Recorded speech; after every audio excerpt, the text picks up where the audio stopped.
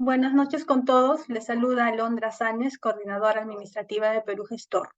El día de hoy estamos reunidos para llevar a cabo la conferencia titulada Lineamientos de gestión en la Gerencia Peruana de Cooperación Internacional. Para esta sesión tenemos la presencia del profesor Carlos Marino Pando Sánchez. A continuación, una breve descripción de su CV. Nuestro ponente es sociólogo por la Pontificia Universidad Católica del Perú. Cuenta con un diplomado en Ciencia Política y Gobierno por la misma universidad y es exdirector de la Agencia Peruana de Cooperación Internacional. Antes de dar pase a nuestro ponente, resulta importante mencionar algunas indicaciones para el desarrollo de la presente sesión. Primero, agradecemos a los asistentes mantener sus audios apagados durante la ponencia para evitar inconvenientes con la conectividad y el normal desarrollo del evento. Y al culminar la exposición, se procederá a responder las preguntas que se hayan formulado. Estas las pueden realizar por el chat del Zoom o en todo caso levantar la mano y se les habilitará el micrófono, siempre en el marco del respeto. Dadas las recomendaciones, damos inicio a la conferencia. Adelante, estimado profesor. Sí, muy buenas noches. Gracias por la cordial invitación de Perú Gestor a dar esta conferencia. En realidad es un testimonio de lo que pudimos realizar como gestión en la Agencia Peruana de Cooperación Internacional hace algunos años. Así es que he permitido organizar unas diapositivas que quisiera pasar a compartir.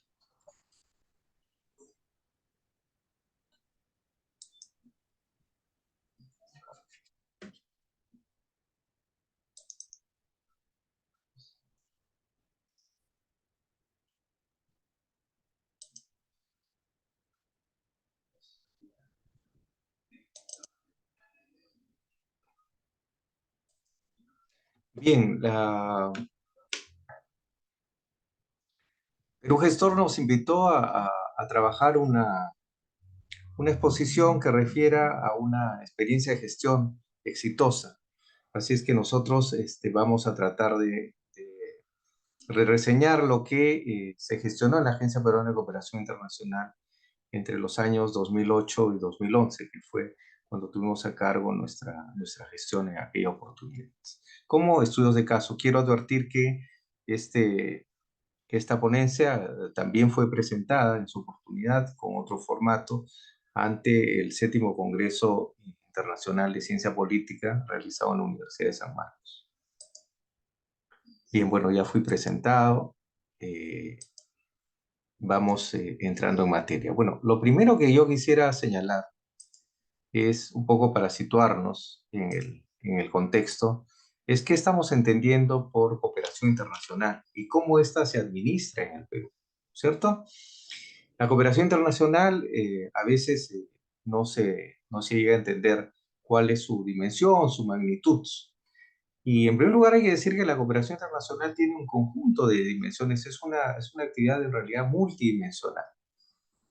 Puede haber cooperación internacional política, puede existir cooperación internacional económica, existe cooperación internacional a nivel comercial. La más importante desde nuestro punto de vista es la cooperación internacional orientada al desarrollo.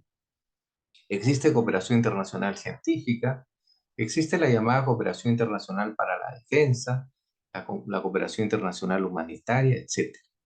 Verá que hay un conjunto de variables de la cooperación internacional que para nosotros resultan sumamente importantes reseñar, ¿no es cierto? Pues, en primer lugar, entonces, la cooperación internacional tiene múltiples dimensiones. Dentro de lo que se entiende por cooperación para el desarrollo, que es la que nos interesa trabajar en esta oportunidad y que es la que trabaja esencialmente el Estado peruano y administra, tenemos dos grandes bloques en primer lugar. La que administra el Ministerio de Economía y Finanzas, que es la llamada cooperación financiera reembolsable, vale decir lo que es endeudamiento externo, pero con tasas de interés blandas, vale decir las que aplican la banca multilateral, llámese el BID, llámese la Banca de Desarrollo para América Latina, la CAF, puede ser el Banco Mundial, etcétera, cuando estos organismos multilaterales dan dinero para ejecutar obras de desarrollo, ¿no es cierto? Y le prestan al país receptor con tasas de interés no comerciales, sino preferenciales. Entonces se entiende que es cooperación, a pesar de que es endeudamiento, porque esto se devuelve, porque la tasa de interés es menor y por tanto el país se beneficia. Nos interesa más quizás ver en el lado derecho de la lámina lo que en el Perú administra la Agencia Peruana de Cooperación Internacional, adscrita obviamente al sector relaciones exteriores, ¿no es cierto? Antiguamente, en la presentación que haré, la APSI tenía mayor autonomía. Ahora, con la modificación de la ley del Poder Ejecutivo y con las normas vigentes, la APSI está bastante inmersa dentro de la lógica de la política exterior del Estado peruano, vale decir, depende directamente de Cancillería. Y la cooperación internacional no reembolsable, que es la que administra APSI y gestiona, tiene dos grandes componentes. La cooperación no reembolsable, que es el endeudamiento, la ayuda en dinero para ejecutar proyectos. La cooperación técnica, donde tenemos, entre otras, las pasantías, las becas, las asistencias técnicas. Y además tenemos un mecanismo complementario que es la llamada cooperación sur-sur, que es la que se da entre países de similar desarrollo y que se brinda, digamos, de manera, yo diría, solidaria entre países de desarrollo inicial, ¿no es cierto? Y que tienen algún expertise, que sienten que pueden compartir con un país similar. Es distinta a la cooperación clásica que viene del norte hacia el sur, ¿vale? Es los países ricos hacia los países en vías de desarrollo. Hay una definición de cooperación técnica internacional que yo quisiera resaltar en esta oportunidad. Me refiero al artículo 2 del Decreto Legislativo 719, Ley de Cooperación Técnica Internacional, que es la ley vigente de cooperación. La cooperación se entiende como el medio por el cual el Perú recibe, transfiere o intercambia recursos humanos, bienes, servicios, capitales y tecnologías de fuentes externas cuyo objetivo es complementar y contribuir a los esfuerzos nacionales en materia de desarrollo. Esta afirmación me parece central, porque estamos hablando de complementar y contribuir a los esfuerzos del desarrollo del país. Eso quiere decir que la cooperación debe ser entendida como complementaria, no como la que gestiona o genera el desarrollo. A veces se confunde el asunto. Y entonces gobiernos nacionales, regionales o locales creen que en base al dinero o la ayuda de la cooperación pueden revertir determinadas brechas o determinadas circunstancias desfavorables en materia social. Y esto no debe ser así. La tarea del desarrollo es fundamentalmente responsabilidad del Estado en sus tres niveles de gobierno, nacional, regional y local. Y también es responsabilidad de la sociedad civil organizada, ¿cierto? Gremios, ONGs, etcétera, y de la responsabilidad social empresarial, de la empresa privada. A esto se suma, o se debería sumar, la llamada cooperación internacional. Entonces, una primera lámina que quería compartir con ustedes, un poco para situarnos de qué estamos hablando cuando hablamos de cooperación internacional. Segundo, quería referirles cuál es el universo de la cooperación, el universo de la cooperación internacional, por lo menos el que nosotros encontramos en aquella oportunidad. En primer lugar, la agencia como ente rector de la cooperación entonces, las fuentes cooperantes, que son el conjunto de donantes, de cooperantes, ¿no es cierto? Tanto multilaterales como bilaterales, como privados, ONGs o fundaciones, que coadyuvan y vía dinero, vía mercancías, vía capacitaciones o pasantías, o expertos o voluntarios, se encargan de, ¿no es cierto?, gestionar la cooperación hacia el Perú. El sector privado, la universidad como gran ente, y lo que se llama, y hay una ley, ¿no es cierto?, el Sistema Nacional Descentralizado de Cooperación, que involucra a las oficinas de cooperación de los ministerios, a los organismos constitucionalmente autónomos, al Poder Judicial y al Poder Legislativo, a los gobiernos regionales, a los gobiernos locales, y obviamente a las ONGs y a las ENIR, que son las ONGs extranjeras con domicilio y registro en APS. Entonces, todos estos constituyen los actores y el mundo de la cooperación. Y entonces, en ese marco, hay una normativa, un conjunto de normas, las principales, el marco legal, la ley ya mencionada, la 719, su reglamento, la ley del sistema, la 28875. Debemos sumar a ella la 27692, que es la ley de creación de APSI, y la 28925, que es la ley del sistema descentralizado de cooperación. A ello debemos también sumar algunos documentos estratégicos, la Política Nacional de Cooperación y los planes anuales de cooperación. Acaba este año el gobierno de la presidenta Boluarte de dar el decreto supremo que aprueba la nueva Política Nacional de Cooperación orientada hacia el 2030. Cuando a nosotros nos tocó la gestión en APSI, existía una política nacional de cooperación que fue gestionada en la anterior gestión a la nuestra y que nosotros mantuvimos. Entonces nosotros nos tocó desarrollar esa política en planes anuales de cooperación, que era un poco el aterrizaje de la definición temática a la definición territorial, al enfoque territorial. La APSI impulsa un conjunto de espacios de coordinación. El foro de cooperantes es muy importante, es la reunión anual o bianual que tiene la agencia con las principales fuentes. El comité de coordinación multisectorial que preside la agencia y que convoca a todos los organismos adscritos al sistema y ante lo cual se propone la política, el plan, se discuten los principales lineamientos de gestión de la cooperación internacional en Perú. Existen comités consultivos, se impulsaron en aquellos años los grupos temáticos sectoriales. Y por último tenemos algunas herramientas, ¿no es cierto?, con las cuales la agencia recibe información de la cooperación. En primer lugar, la declaración anual, que es una antigua obligación que tienen los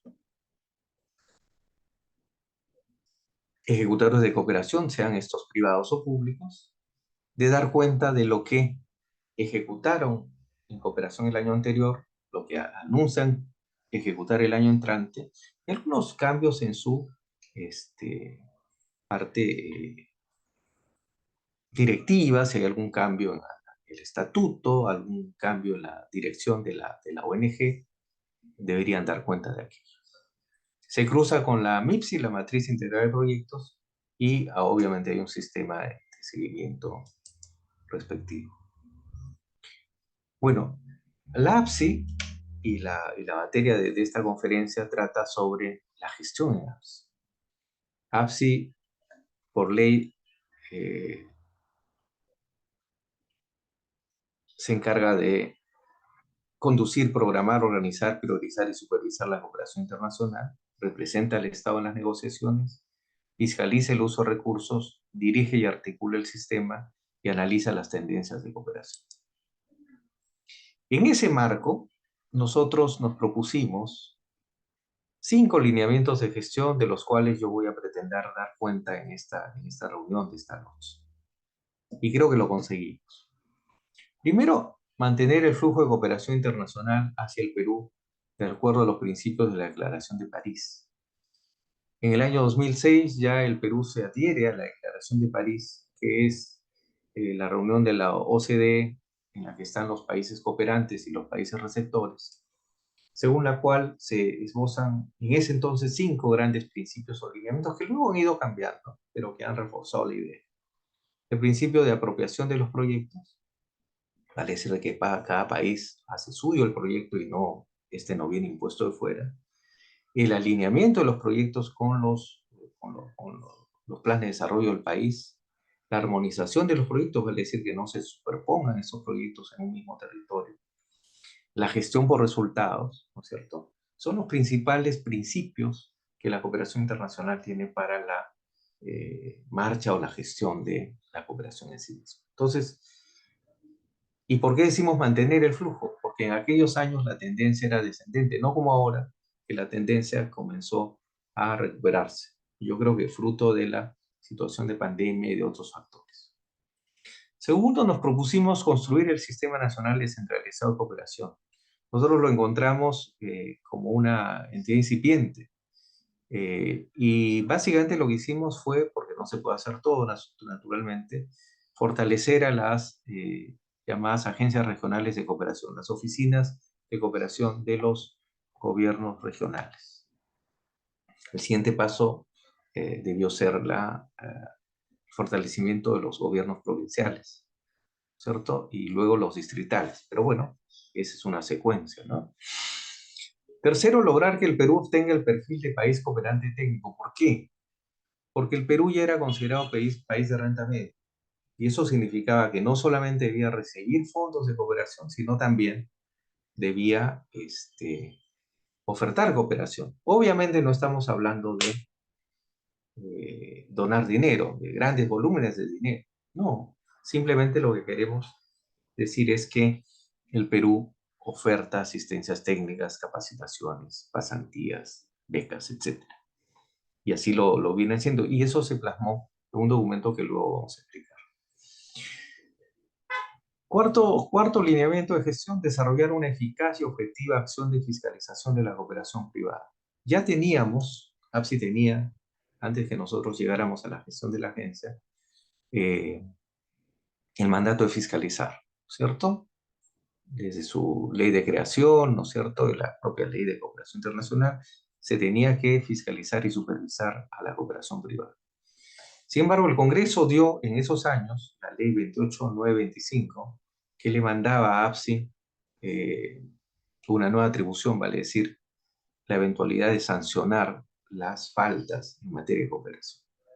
Y entonces se tuvo que hacer una serie de modificaciones, la agencia se creó una dirección especializada de fiscalización, se trabajó el tema de el reglamento de infracción y sanciones, se creó una comisión de infracción y sanciones, se desarrolló todo un proceso, una reglamentación para tener un proceso administrativo sancionador si se descubriera alguna falta. Así que nosotros nos propusimos hacer una eficaz y objetiva acción de fiscalización y creo que lo hicimos, se dieron los reglamentos, se construyó, ¿no es cierto?, todo un sistema que aplicó los principales planes anuales de fiscalización que yo recuerde a la fecha. Y bueno, realizar como corresponde una ejecución administrativa transparente y eficiente. Muy bien.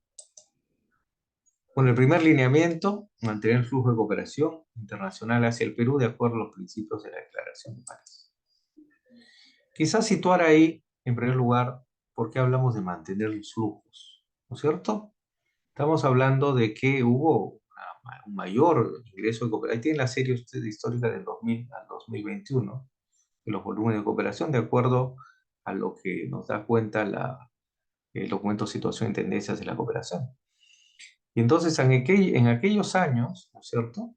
Estamos hablando del 2006, 2008, la cooperación bordeaba los 500 millones de dólares. Por la crisis internacional bajó 2008-2009, pero luego logramos recuperarla hasta dejarla en 422 millones. Entonces, mantuvimos, creo, en promedio, ¿no es cierto?, el flujo de cooperación superando los 370 millones de dólares. Y eso ha sido más o menos una tendencia interesante para los años siguientes. En estos últimos años ya la cooperación ha tenido un hipo, yo creo, muy marcado por lo que significa el post-pandemia, ¿no es cierto? Tanto la ayuda por la emergencia como lo que ha significado los años de reconstrucción post-pandemia.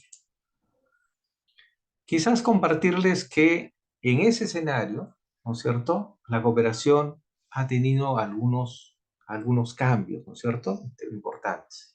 Se ha pasado de la concepción de la eficacia de la ayuda, que es este volumen de recursos, el que acabamos de ver, a la eficacia del desarrollo, que supone el énfasis en los resultados. Por eso es que se ha dotado de algunas herramientas interesantísimas, importantes, como por ejemplo la planificación de la cooperación con el formato del marco lógico, que ya es estándar. De hecho, APSI lo usa como documento estándar tanto para su programación como la fiscalización. Cuando usted quiere dar cuenta de su ejecución de proyectos, tiene que usar el marco lógico. Eso es importantísimo, ¿no? Tener clarísimo aquello. Y entonces ya a la cooperación no le interesa tanto ver qué volumen de dinero se transfiere, sino más bien le interesa ver en qué materia de resultados se ha obtenido con el volumen de transferencia de dinero, mercancías que se ha hecho. Y ese es un quiebre de paradigma, ¿no? Entonces, hasta fines del siglo XX, yo diría que lo que interesaba era la eficacia de la ayuda, era el volumen de recursos, y ahora es la eficacia del desarrollo, los resultados. Y sumarle el tema de Perú, graduado como país de renta media alta, que supone que debemos ser oferentes o ofertantes de cooperación técnica internacional. Bueno, ahí tienen ustedes la tradicional distribución de la cooperación, ¿no es cierto? Normalmente la cooperación viene del norte desarrollado hacia el sur, pero también existe cooperación entre países del sur. O puede haber cooperación triangular cuando estos países del sur necesitan recursos del norte para hacer su propia cooperación entre sí. Pero mayoritariamente estamos hablando de la cooperación que viene del norte hacia el sur, que se conoce como flujos monetarios, ayuda oficial al desarrollo, que es, o conocimiento, ¿no es cierto? Lo que supone becas, pasantías, asistencias técnicas, etcétera, etcétera. Bueno, estos principios de París, de los cuales conversé hace un rato, se han ido en sucesivos eventos, ¿no es cierto? En Accra, en Busan, etcétera, se han ido remirando y digamos de que hay un esquema más o menos convencional, según la cual la cooperación debe ser entendida como una apropiación nacional basada en resultados, que se deben impulsar alianzas influyentes para el desarrollo que involucren al sector privado, que involucren a los actores de la sociedad civil. Y tercero, que haya mutua transparencia y rendición de cuentas. A veces algunas ONG se incomodan, pero ese es uno de los principios básicos de la cooperación, dar cuenta de la ejecución. Obviamente el actor público también tiene que dar cuenta de la ejecución, ¿no? Ahora, eso en materia de APSI lo ve la Dirección de Políticas y Programas, y si hubiera alguna falta lo tendría que ver la Contraloría. Bueno, en ese entonces nosotros contábamos con la Política Nacional de Cooperación, ¿no es cierto? Y aplicábamos los llamados planes anuales de cooperación, que suponían la política, los grandes ejes temáticos, y los planes, las grandes énfasis territoriales. Es interesante esta lámina para dar cuenta de lo que significó la reorientación de la cooperación internacional en aquellos años. ¿A qué nos referimos? Esta condición de Perú, país de renta media alta, hacía que algunas agencias de cooperación en ese entonces decidieran comenzar a retirarse de los países en vías de desarrollo considerados países de renta media. ¿Cuál era la filosofía? Bueno, ya son países de renta media, por tanto, no deberían recibir ayuda, particularmente para el desarrollo humano. Y entonces esos fondos deben ser reorientados a países pobres. La mayoría de países de América Latina eran desde esa época ya países de renta media. A pesar de la pandemia lo seguimos siendo, y por tanto esa clasificación está. Entonces algunas agencias, por ejemplo las agencias nórdicas, ¿no es cierto? Suecia, Finlandia, Noruega, se comenzaron a retirar de los países de América Latina porque orientaron sus fondos hacia países del África, del sudeste asiático. América Latina solamente Nicaragua, en ese entonces Bolivia, Haití, calificaban como países de renta baja. Todos los demás éramos países de renta media y por tanto debíamos recibir menos cooperación. Bueno, a nosotros nos tocó la necesidad de sustentar que eso no debía ser así. ¿Por qué? Por varias razones, ¿no? Primero porque somos países heterogéneos, en el caso del Perú concretamente, donde todavía hay brechas que revertir. Y a pesar de que la cooperación en volumen no va a revertir sola las brechas, sin embargo, su calidad de intervención, su enfoque cualitativo, el modelo de demostración que puede tener un buen proyecto de cooperación técnica internacional de la ayuda externa, puede significar impulsar desarrollo en determinadas regiones. Entonces, bajo ese criterio, logramos algunas negociaciones interesantes. Una de ellas, que en esta lámina yo quiero reseñar, es el acuerdo con la cooperación suiza. Suiza decide mantener el flujo de cooperación hacia el Perú, que es más o menos entre el orden de 40 a 60 millones de dólares anuales hasta ahora, y hace una reingeniería. Suiza lo que dice es, bueno, nuestra antigua COSUDE, la Cooperación Suiza para el Desarrollo, va a dar paso a la Secretaría Económica y Comercial, SECO. Y entonces, la ayuda al desarrollo humano, que era el énfasis de la COSUDE, va a dejar de ser preponderante y va a hacerse una transferencia responsable a partir del 2012 a SECO, que es ayuda al desarrollo económico y productivo. Entonces, Suiza continúa colaborando con el Perú, pero de otra manera. ¿Por qué? Porque entonces se entiende que el Perú debe asumir, ¿no es cierto? Porque tiene pues un crecimiento, o tenía en ese momento un crecimiento sostenido, ahora no, ahora estamos en recesión, pero en ese momento teníamos un crecimiento sostenido y por tanto teníamos que asumir las tareas del desarrollo, la infraestructura, la construcción de postas, de hospitales, la construcción de aulas escolares. Ya la cooperación no había entrar en eso. Entonces la cooperación se reorientaba en capacidades humanas y en buscar reforzar las capacidades de las personas para acceder al desarrollo económico y productivo. Y entonces sería relevante los emprendimientos, la agricultura familiar, las pymes, las financieras de segundo piso para ayudar a los emprendimientos, fundamentalmente, y capacitación de los actores. Entonces, esa fue una buena experiencia. Esto fue replicado por algunas otras agencias, sobre todo europeas, y se mantuvo el flujo de cooperación hacia el Perú reorientado. Segundo lineamiento de gestión, recuerden que son 5. Y vamos a ir dando cuenta de cada uno de ellos. Construcción del sistema descentralizado de cooperación internacional. Ahí nosotros identificamos que teníamos que fortalecer a los actores y priorizamos uno, que eran los gobiernos regionales. Existía, les cuento, una heterogeneidad de gobiernos regionales en materia de cooperación, desde aquellos que simplemente no tenían personal, ni siquiera oficina de cooperación internacional, hasta el otro extremo donde ya habían y existían agencias regionales de cooperación que venían funcionando, que tenían una dinámica, sobre todo en el norte.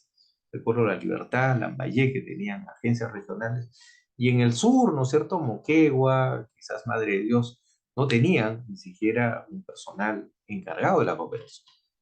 Entonces había digamos, un diagnóstico heterogéneo de lo que era el nivel de funcionamiento de las oficinas de cooperación. Nosotros logramos recursos para que la cooperación española, la cooperación de la Unión Europea nos ayude a fortalecer a las regiones. Y desarrollamos no solamente un plan de fortalecimiento de infraestructura, sino también, sobre todo, capacitación de los funcionarios.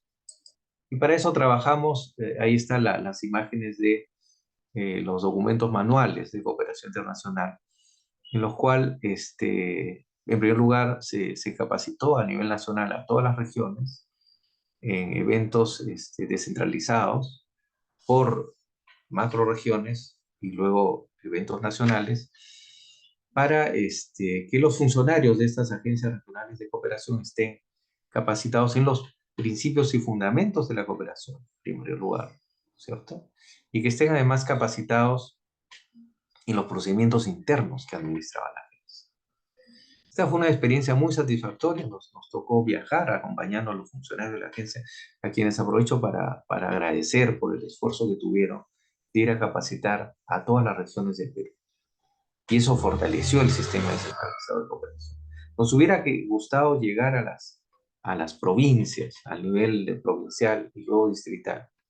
Pero, bueno, los mandatos son así en la administración pública y, bueno, terminada nuestra gestión, dejamos esto, pero en todo caso quedó los manuales, los formatos, los PPTs, el expertise de quienes capacitaron, fueron los propios funcionarios de la agencia. Muchos de ellos no habían tenido oportunidad de salir a provincias y fue un encuentro muy notable con la realidad nacional al interno, ¿no? Las 26 regiones que el Perú tiene.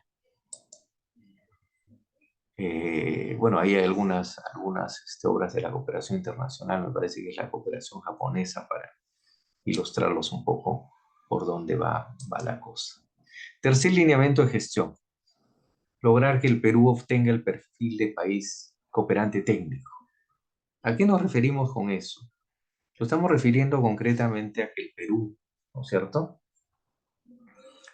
su condición de país de renta media y por haber recibido cooperación durante muchísimos años, tiene la obligación, diría yo, moral de también devolver lo recibido. No a la cooperación, obviamente a la cooperación que viene del norte, sino a través de la cooperación sur-sur con los países de similar o menor desarrollo. Ya Perú lo venía haciendo. Y entonces nuestro aporte en esos años fue decir, bueno, sistematicemos esa experiencia. Y entonces luego de una etapa de diagnóstico y solicitud de información, pudimos consolidar lo que nosotros llamamos el primer catálogo peruano de oferta de cooperación técnica. ¿Qué ocurre? Que luego de eso, sabiamente nuestros sucesores continuaron publicando este manual de oferta de cooperación técnica, donde están reseñadas las principales, ahí está lo de renta media, las principales ofertas técnicas que tiene cada uno de los sectores. ¿Quiénes, por ejemplo? El INIA, el Instituto de Investigación Agraria, el IMARPE, Instituto del Mar del Perú, algunos municipios que yo recuerdo de ese entonces, San Borja y San Isidro, que tenían planes de forestación y de manejo de jardines, la SUNAT, ¿no es cierto? El Fondo Mi Vivienda, ahora un poco cuestionado, pero en ese entonces tenía una buena imagen. Y entonces estos eran requeridos por países de Centroamérica para implementar su propia SUNAT, sus propias políticas de vivienda, sus planes de forestación, de manejo de jardines. Y entonces técnicos peruanos viajaban a esos lugares. En la cooperación sur-sur, les comento, se da a través de un financiamiento solidario del país que recepciona, que les da alojamiento, vivienda y viáticos a los funcionarios que viajan y obviamente el país que oferta y les paga sus sueldos, ¿no es cierto? Durante el tiempo que viajan, a veces son asesorías cortas, de 15 días, un mes, a veces un medio año, ¿no es cierto? Depende de la naturaleza del proyecto que técnicos peruanos viajan hacia estos otros países para brindar asistencias técnicas. O en su defecto, vienen funcionarios de esos países acá a ser capacitados a través de pasantías o de becas.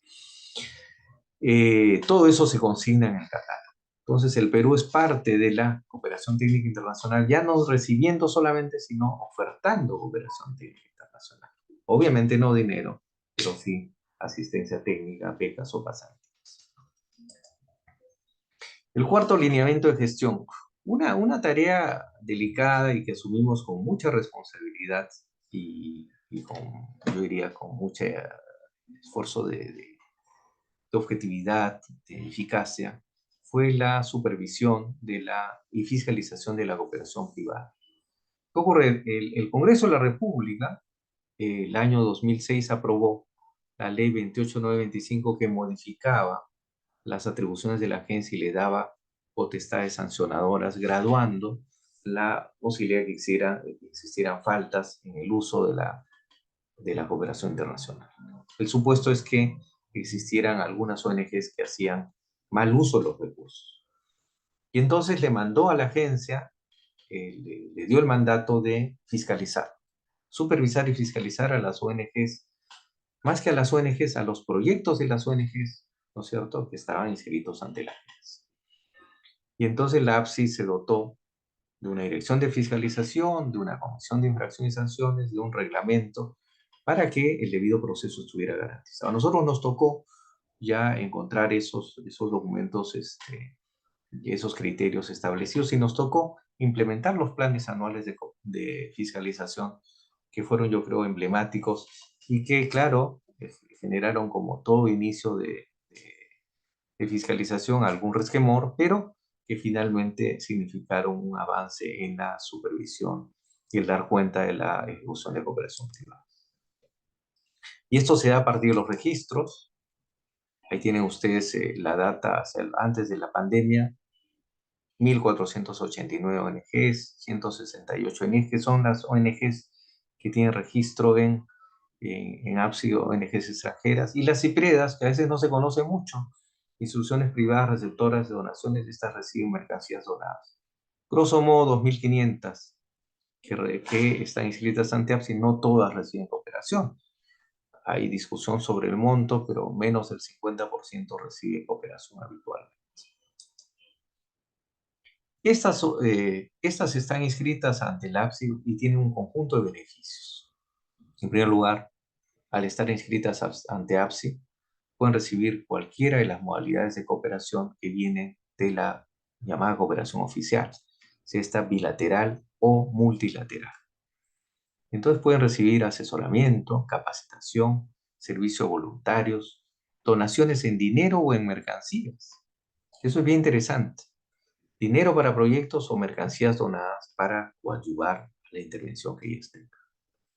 Segundo, si inscriben sus proyectos ante APSI, tanto las ONGs como las ENIEX pueden ser materia de devolución del impuesto. Ustedes saben que por cualquier compra de bien o servicio se le carga a cualquier usuario el 18% del IGB, ¿cierto? O el IPM. Entonces, ¿qué cosa ocurre? Que se pierde ese dinero. Bueno, el Estado peruano reconoce, ¿no es cierto?, a través de modificaciones legislativas anuales, reconoce que se debe devolver el IGB porque está orientado hacia proyectos de desarrollo. ¿Y se le devuelve para qué? Obviamente se lo vuelvan a aplicar en el proyecto de desarrollo o en la administración de los proyectos. Eso depende del acuerdo que tenga la ONG con su fundación original. Entonces, APSI lo que hace es una evaluación de sustentada, obviamente, los gastos que se muestran y autoriza que es una devuelva. Entonces, segundo beneficio, además de aplicar a la cooperación, es la devolución del impuesto. Y eventualmente también, si internan mercancías restringidas, APSI los exonera, o en todo caso, el sistema de cooperación internacional exonera de la aplicación de los aranceles, el IGB y el impuesto selectivo al consumo. De manera que ahora esta atribución ya, APSI solamente da cuenta de ello, ya el trámite se hace directamente.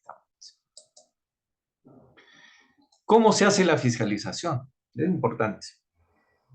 Bueno, la ley de APSI de creación, la 27692, ya mandaba que se haga fiscalización. El decreto 028-2007 del ROF, que ha venido siendo modificado en los últimos años, creó la Dirección de Fiscalización, que es la que se encarga de desarrollar, ¿no es cierto?, toda esta arquitectura de supervisión y fiscalización a través de planes anuales, y el reglamento de infracción y sanciones que le da la atribución de ser sancionador. ¿En qué consiste la fiscalización? ¿Qué fiscaliza APSI? APSI debe fiscalizar, y esa fue una de mis discrepancias con algunos funcionarios de APSI de ese entonces, debe fiscalizar el uso de los recursos de cooperación internacional. El uso de los recursos resulta un tema sumamente central. Supone que debemos mirar cómo se está ejecutando el proyecto, y se hace entonces una verificación del proceso a través de un proceso administrativo, programático y financiero del uso de los recursos. Vale decir, si tú recibiste dinero para capacitar en talleres de técnicas agroecológicas, ¿no es cierto?, pues tienes que hacer los talleres, verificar el número de personas que dijiste que ibas a capacitar, etc.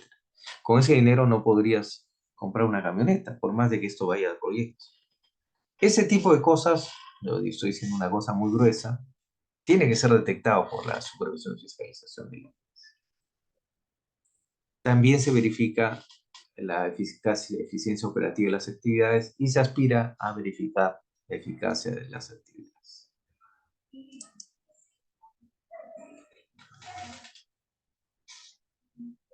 Entonces terminamos supervisando, fiscalizando programas, proyectos y actividades, así como donaciones que vienen, eso es importante, también se reciben donaciones de ropa y calzado usado.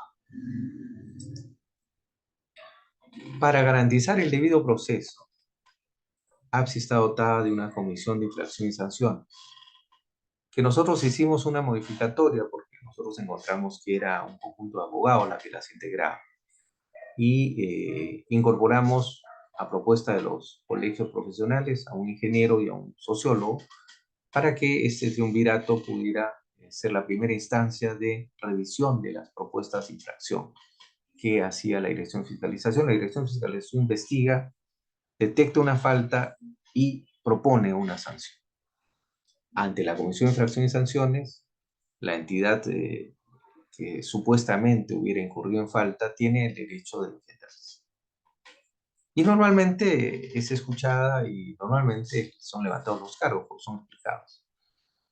Si esto se mantiene, si la Comisión de Infracción y Sanciones ratifica lo que la Dirección de Fiscalización identificó, todavía garantizado el debido proceso, la ONG puede aplicar hasta la Dirección Ejecutiva para la segunda instancia, respetando el debido proceso, y puede ahí apelar en última instancia. Así es que se cautela el debido proceso y les recuerdo que estamos hablando de procesos administrativos, en ningún caso delito. Si hubiera alguna detección de delito, entonces esto ya no es atribución de la agencia, esto es comunicado a los órganos competentes de control y en este caso, la Procuraduría y el Ministerio de Relaciones Exteriores, para que a su vez inicie el traslado del expediente al Ministerio Público, como correspondería, si se detectara algún delito, ¿no? Algún indicio de delito. Bueno, el quinto lineamiento de gestión es realizar una ejecución administrativa transparente y eficiente. Hicimos y firmamos todos los balances contables correspondientes, nos sometimos como corresponde a todas las auditorías, que ya no eran solamente de APSI tiene una oficina de control adscrita, nombrada por Contraloría, sino que también se encarga a veces a sociedades auditoras externas. Y a todas ellas nos sometimos y bueno, hubieron, como es lógico, algunas faltas administrativas menores, las cuales se subsanaron, pero en ningún caso hubo una acusación de mal manejo o de ineficiencia administrativa. Todo esto se dio cuenta en la memoria institucional, ¿no es cierto?, de aquellos años, y pudimos dar cuenta de nuestra gestión, creemos, satisfactoriamente. Bueno, ahí hay una imagen cuando estuvimos inaugurando en ese entonces una donación importante que hizo la agencia coreana, COICA, en la Universidad Nacional de Ingeniería. Se llega a leer ahí atrás las letras, en la UNI, y la donación coreana de este pabellón, que se ve una parte, que se está inaugurando, me parece que fue en el año 2009, más o menos, sí, 2009 me parece que fue, y que la cooperación coreana, que en ese entonces comienza a crecer, que comienza a competir ya con la cooperación japonesa, comienza a dotar de infraestructura tecnológica y de infraestructura hospitalaria a varios hospitales nacionales y universidades públicas. También, esta es una imagen del Colegio Mayor, ¿no es cierto?, Presidente de la República, que son ahora los centros de alto rendimiento que se han multiplicado. Me parece muy bien. En ese entonces se inauguró el Colegio Mayor, donde van a estudiar los jóvenes estudiantes de mayor rendimiento, ¿no es cierto?, las diferentes provincias que son nucleadas en ese entonces en Huampaní, ¿no es cierto?, este centro vacacional que fue convertido en el gran Colegio Mayor, ¿no es cierto?, Presidencia de la República, y que ha sido el imán de tener centros de alto rendimiento a nivel nacional y regional. La cooperación también colaboró. La cooperación coreana fue particularmente grata en esto y la dotó de todas las herramientas tecnológicas de equipos de computación de punta, ¿no? Ahí tienen algunas imágenes de lo que es la solidaridad japonesa, el apoyo del pueblo japonés al pueblo del Perú en épocas de friaje, que es recurrente situación que tenemos en nuestro país. Ahí están entregándose la cooperación japonesa a niños escolares de la región 1 que enfrentan normalmente etapas de friaje. Muy bien, yo me quedo ahí y estaría atento a las preguntas que tuvieran a bien hacer. Le cedo la palabra a los amigos de Perú Gestor.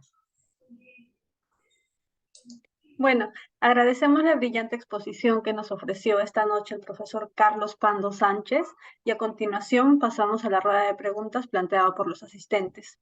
Para ello los invitamos a que puedan redactar sus preguntas a través del chat o en todo caso levantar la mano para activar el micro.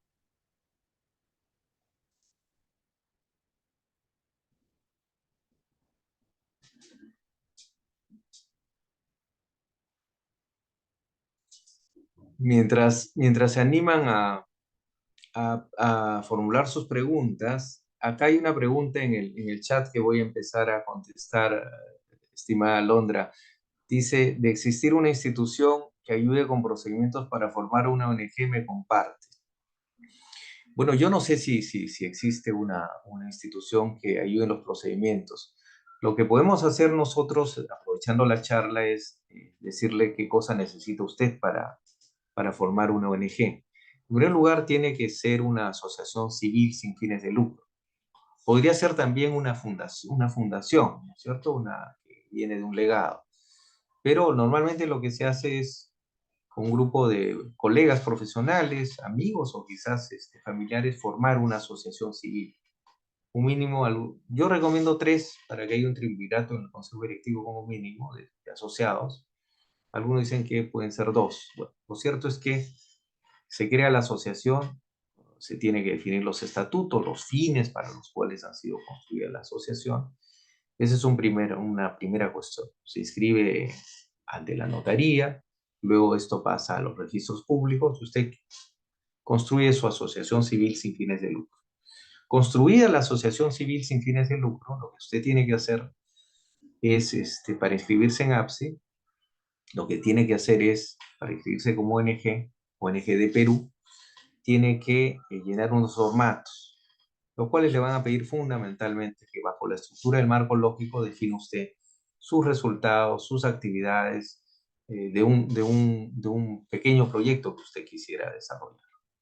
Entonces, yo sugiero ahí que usted formule su matriz de marco lógico y luego de eso, con eso APSI hace la evaluación y pide la opinión favorable de la entidad que corresponda, de acuerdo a la naturaleza del proyecto que usted ha presentado. Si es algo de salud, irá al Ministerio de Salud; si es un tema educativo, a educación; y así, si es un tema productivo, a produce, etcétera.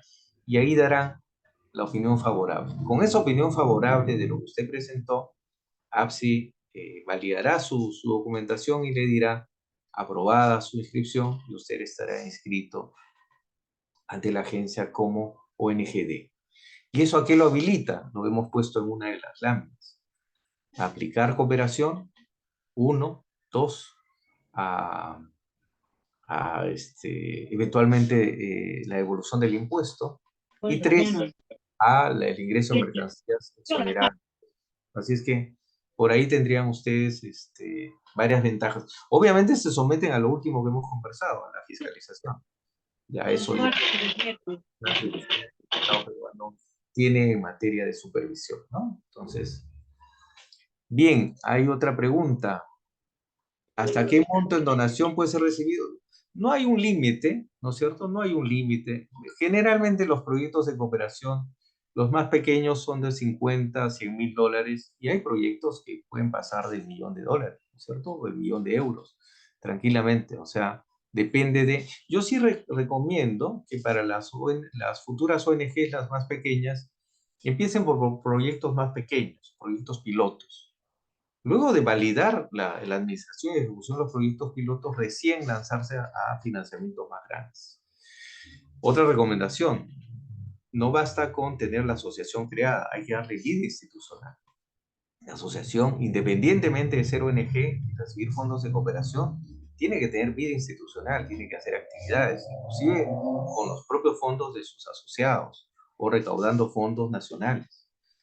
Y esto darlo cuenta en una página web, en videos, etcétera, tener cuentas bancarias, tener un domicilio y un equipo que atienda, o sea, tener vida institucional, es bien importante.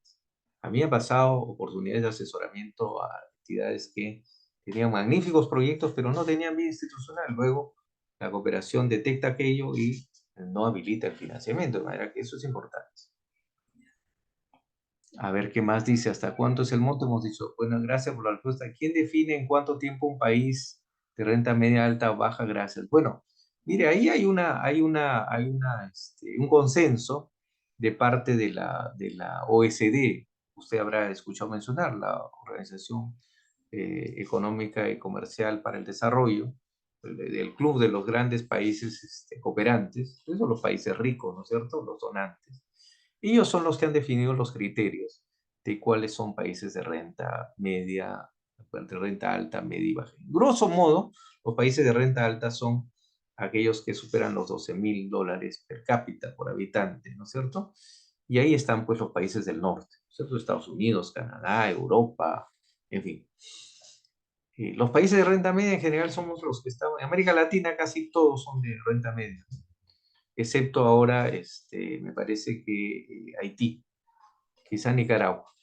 Bolivia ya es país de renta media también, así es que es el club de los países de renta media. Y los países pobres o de renta baja son básicamente el África subsahariana, ¿cierto? Porque el África del norte también es renta media, el África subsahariana, o sea, África del Medio y África del Sur, algunos países del sudeste asiático y América Latina, me parece, si no me equivoco, Nicaragua y Haití. Una institución pública, ¿cómo puede acceder a una cooperación internacional? Todavía estamos considerados como un país dual. Mire, la cooperación pública, perdón, la institución pública automáticamente tiene derecho a acceder a la cooperación. Y eso se tramita a través de la Dirección de Políticas y Programas que tiene el APS. Quizás no me he referido yo mucho a aquello, porque no es materia de la conferencia, pero la Dirección de Políticas y Programas es la que se encarga de relacionar la demanda de cooperación, que es la que tienen el gobierno nacional, regional o local, empata con lo que ya se negoció en la Dirección de Gestión y Negociación, y ese encuentro, ese match, hace que la oferta, la demanda de cooperación que viene de los gobiernos nacional, regional o local, empate con lo que ofertan las agencias cooperantes y ya pactaron con el Perú. Porque las agencias cooperantes pactan, los países pactan grandes montos sobre temas, pero no necesariamente sobre el detalle del proyecto. El proyecto lo formula la entidad formuladora de proyectos de diferentes niveles de formulación regional, nacional, regional o local. Entonces, ese encuentro, ese match, hace que se reciba la cooperación. El intermedio, APSI, hace la gestión. Bien. Bueno, hay una mano levantada. Le voy a dar la palabra con tu venia, Alondra, a Edgar Escalante. Edgar. Edgar, buenas noches. Sí, ¿qué tal? Buenas noches, ¿cómo ¿Cómo está? están? Le escucho atentamente. Sí, tengo una consulta, ¿no? Yo tengo una ONG de educación ya Ya. registrada en la SUNAR y que trabajamos en la comunidad chipiva de Cantagallo. Ajá. Yo he llegado tarde a esta exposición suya. Quería Ya. consultarle, eh, ya tenemos formado 3 años, Ya. digamos, financiamos con recursos propios de los asociados de la ONG. Ya. ¿Cuál sería el paso para inscribirnos en el LAPSI y cuánto tiempo toma esto y si tuviera eso algún costo, ¿no? Mira, repito un poco lo dicho, ¿no es cierto? Ya el primer paso lo diste, eres asociación civil, además tienes vida institucional. Eso que has reseñado es bien importante, mostrar que tienes vida institucional, ¿no es cierto? Eh, lo que tienes que hacer es llenar el formato, el anexo 2 sobre todo, de lo que te va a pedir APSI en materia de demostrar que tienes capacidad de formulación de proyectos. Pero yo recomiendo ahí que lo que hagas es diseñes, si es que no lo tienes, o escojas una matriz de marco lógico de tu mejor perfil de proyectos. Y esa información la vacíes en el formato 2, donde te piden que identifiques el objetivo del proyecto, los resultados, las actividades y los principales indicadores que está sustentando ese proyecto. ¿Por qué? Porque esa información la va a someter APSI a el sector correspondiente. Eh, Me pareció entender que estás trabajando en Cantagallo con población en pobreza o extrema pobreza, muy bien. Entonces probablemente te manden opinión favorable del Ministerio de la Mujer, o quizás no sé, depende de la naturaleza de la intervención que tú estés proponiendo. Entonces, y luego APSI lo que va a hacer es, recibida esa opinión favorable, va a emitir una resolución directoral diciendo que ya eres ONG y a partir de ahí puedes aplicar a la cooperación oficial. Eso no significa que APSI te la va a asignar, ojo, sino que vas a competir en un mercado de cooperación, ¿no es cierto? Postulando a concursos, presentando aplicaciones a determinadas ofertas de cooperación que presentan las diferentes fuentes cooperantes. Ahí tienes que estar muy atento. Lo que APSI te puedes orientar y decirte, esto es lo que está en vitrina, puedes aplicar a esto. Y tienes que estar muy atento a eso, formular bien el proyecto, tener bien institucional y hacer los contactos. Moverse, ¿no? Sí. Eso es Edgar. Gracias. Muy bien. A ver, una institución pública, ¿cómo puede acceder a la cooperación? Ya lo explicamos. ¿Cómo es el registro de asistencia de este evento? Bueno, eso lo dirán los amigos de Perú Gestor. Yo ahí no intervengo. Nilton Vilela. Nilton, buenas noches. A ver, vamos a habilitar tu audio. Buenas noches, Nilton. Doctor, Te escuchamos. sí, ¿Cómo doctor, estás? buenas noches. Aquí estaba escuchando. Una consultita. Dígame. Por ejemplo, le saluda la Municipalidad Distrital de Amarilis. Ah, qué gusto. Eh, Eso es Mira, en Huánuco, y ¿no? En Huánuco, sí, ¿verdad? en Huánuco. Y bueno, tenemos una invitación de una municipalidad como intermediaria de Michigan para que nos ayude con las donaciones a Ya, través del World Medical Relief. ya, Y la verdad que estoy entrampado ahí, he mandado documentos, pero no, por ejemplo, mandé documentos a la DIGEMIC porque son equipos médicos ya, y no me responden, no me dicen que yo tengo que recibir la mercadería, ya. para que nos hagan la evaluación, pero yo creo que con una consulta técnica de los que voy a recibir sería más interesante, ¿no? O sea, esa era mi consulta y yo quería saber si el AXI nos puede apoyar o cómo sería ese tema. Sí, sí, Milton, mira, Voy a cortar el audio. es obligación de la agencia orientarte toda vez que tú eres un gobierno local, entonces eres parte del sistema descentralizado de cooperación y tienes todo el derecho. Yo te recomiendo que hagas la consulta en dos instancias de APSI. Cuando se trata de proyectos, financiamiento, consulta con la Dirección de Políticas y Programas de APSI. Ellos son los indicados a orientar. Y cuando se trata de estas mercancías restringidas, consulta con la Dirección de Operaciones y Capacitación.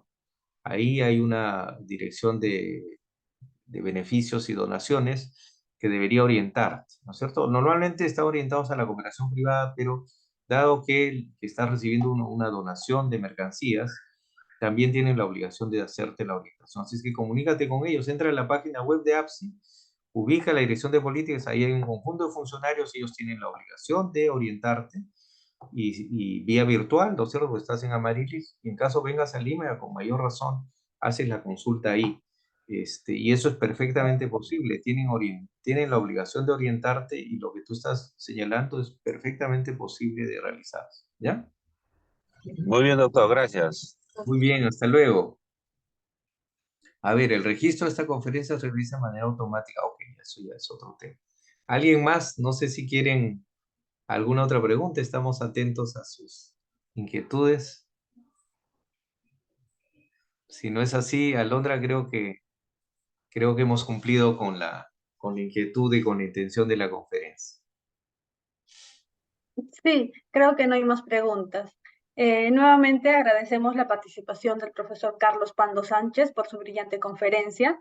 Y para terminar, les agradecemos encender sus cámaras para la foto correspondiente, por favor.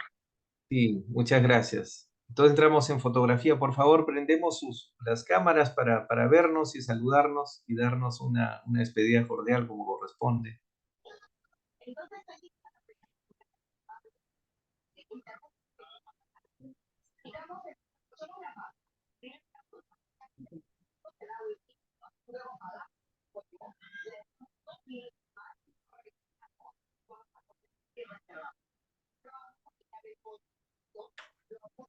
A ver si se animan Diego Vargas, Marco, Ruth, Víctor Raúl, Ruth Arela.